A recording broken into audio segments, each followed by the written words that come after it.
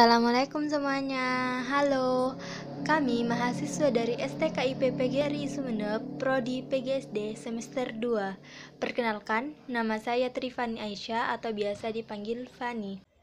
Perkenalkan, nama saya Amelia Oktaviana, bisa dipanggil Amel. Perkenalkan, nama saya Wida Rizkyanti atau biasa dipanggil Wida. Berada di Keraton Sumeneb.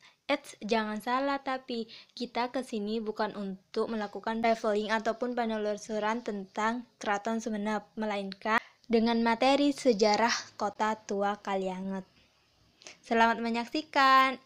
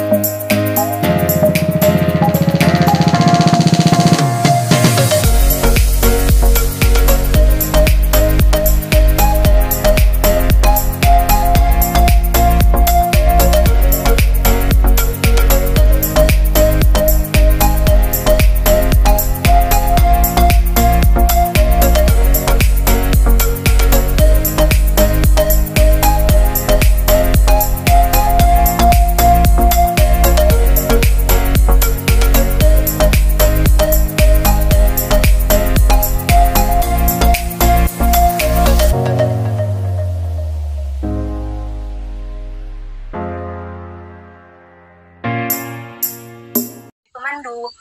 Pembahasan kita kali ini tentang sejarah Kota Tua Kalianget.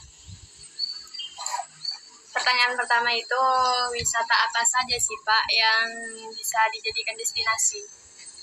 Kalau berbicara wisata di Sumeneb ini banyak ya, tidak hanya wisata buatan yang lagi hit kekinian, tapi juga ada wisata alam, wisata bahari, kemudian wisata budaya, yang salah satunya itu adalah Kota Kalianget.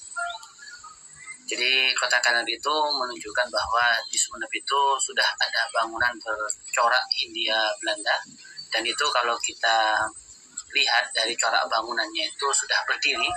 Kan bangunan Belanda itu ada dua, ada yang berdiri sudah sejak tahun 1915 corak bangunannya, kemudian kalau corak yang kedua itu mulai berdirinya tahun 1930. Tetapi kalau saya melihat dari corak bangunan yang ada di Kota Tua di Kalianget itu sudah berdiri sejak tahun 1914. Ya, jadi itu termasuk corak bangunan Hindia Belanda pada tahun 1914 ke 1915.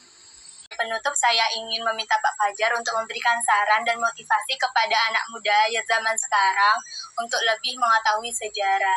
Dan untuk saran saya, yang pertama, lebih banyak belajar tentang apa yang kita miliki. Karena saya melihat saat ini budaya yang dimiliki di Sumeneb, salah satunya itu adalah Kota Tua, itu sudah mulai dilupakan. iya. Alasannya kenapa? Ya karena bangunannya sudah rusak kelihatannya.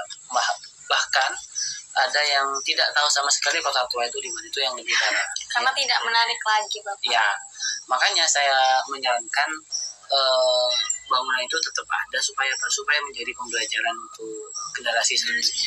Ya.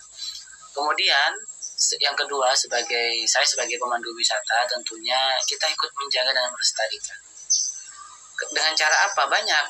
Misalkan kalau yang kita lihat saat ini kan lagi kekinian, sudah banyak banyak video, banyak kamera. Kita bisa memberikan informasi kepada masyarakat luas dengan cara ini loh.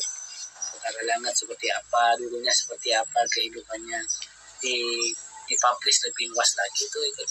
Atau minimal tidak mengambil atau tidak merusak bangunan yang ada di sana. Ya, misalkan pagarnya diambil, itu yang tidak baik dijual, atau rel kereta apinya diambil, itu jangan. Kita ikut, kalau itu tidak menjadi bagian yang menjaga, tapi ikut menjadi merusak. Bangunan ini merupakan salah satu kantor yang berada di daerah Sumeneb dan masih beroperasi pada masa kini. Bangunan ini merupakan salah satu kantor tua yang pada masa